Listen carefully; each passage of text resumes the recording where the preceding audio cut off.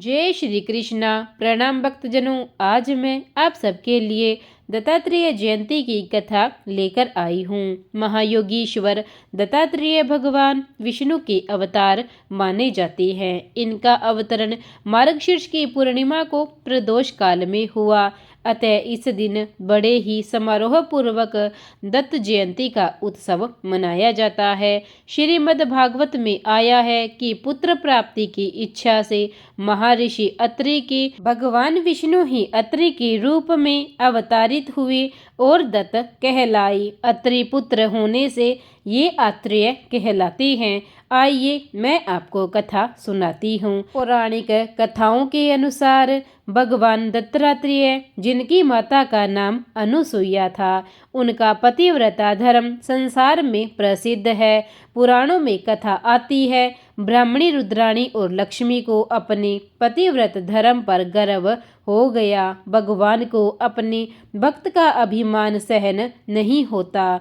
तब उन्होंने एक अद्भुत लीला रचने की सोची। भक्त वत्सल भगवान ने देवर्षि नारद के मन में प्रेरणा उत्पन्न की। नारद घूमते घूमते देवलोक पहुँचे और तीनों देवियों के पास बारी बारी जाकर कहने लगे, अत्रि पत्नी अनुसुईया के समक्ष आपको सतीत्व नगण्य है। तीनों देवियों ने अपने स्वामियों विष्णु, महेश और ब्रह्मा से देवर्षि नारद की यह बात बताई और उनसे अनुसुईया के पतिव्रता धर्म की परीक्षा करने को कहा।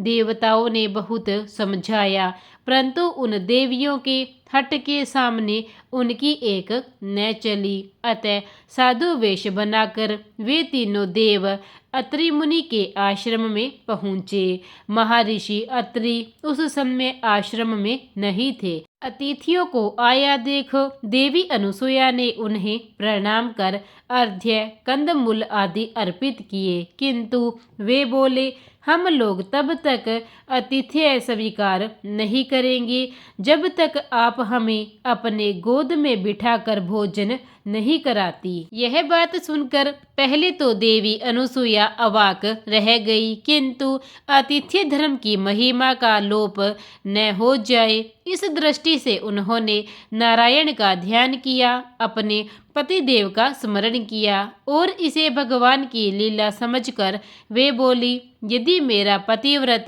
धर्म सत्य है तो यह तीनों साधु 6 माह के शिशु हो जाए।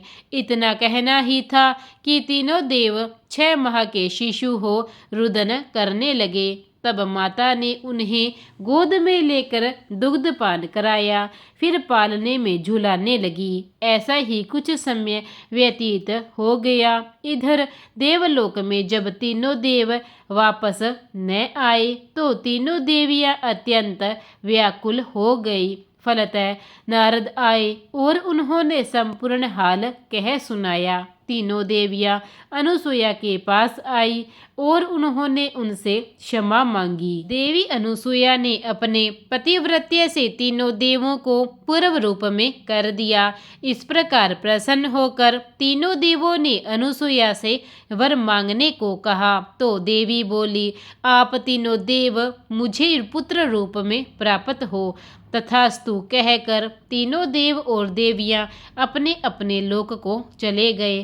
कालांतर में ही यही तीनों देव अनुसुईया के गर्भ से प्रकट हुए। ब्रह्मा के अंश से चंद्रमा, शंकर के अंश से दुर्वासा तथा विष्णु के अंश से दत्तात्रेय श्री विष्णु भगवान के ही अवतार हैं और इन्हीं के आविर्भाव की तिथि दत्तात्रेय जयंती के नाम से प्रसिद्ध है। तीनों ईश्वरीय शक्तियों से सम्माहित भगवान दत्तात्रेय सर्वव्यापी है। उनकी उपासना से मनुष्य को बुद्धि, ज्ञान और फल की प्राप्ति होती है। शत्रु बाधा दूर करने में भी उनके मंत्र कारागार है। दत्त भगवान अपने भक्तों पर आने वाले संकटों को तुरंत दूर करते हैं। अतः गुरुवार, पूर्णिमा अथवा दत्तात्रेय जयंती के दिन निम्न मंत्रों का उच्चारण करने से तथा विशेष स्फटिक की माला से प्रतिदिन 108 बार मंत्र जाप करने से मनुष्य के समस्त कष्ट दूर हो जाते हैं। प्रेम से बोलिए दत्तात्रेय भगवान की जय, विष्णु महाराज की जय। प्रिय भक्तजनों, अगर आपको आज की कथा अच्छी लगी हो तो इसे लाइक और चैनल को सब्सक्राइब जरूर करें। धन्यवाद।